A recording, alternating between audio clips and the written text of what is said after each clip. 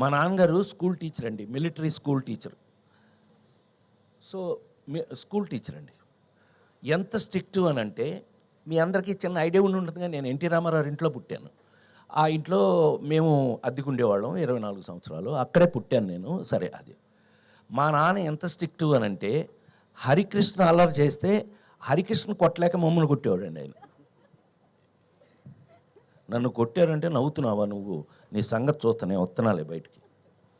అలాంటిది ఆయన ఎంత స్ట్రిక్ట్గా ఉంటాడండి. అలాంటిది ఏదన్నా ఎప్పుడన్నా బజార్కి వెళ్ళి ఆ శనగపప్పు ఉండలు అవి ఏమన్నా తిందామంటే డబ్బులు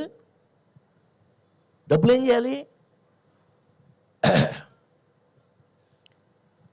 మా నాన్నగారి జేబులోంచి 5 పైసలు కొట్టేశానండి.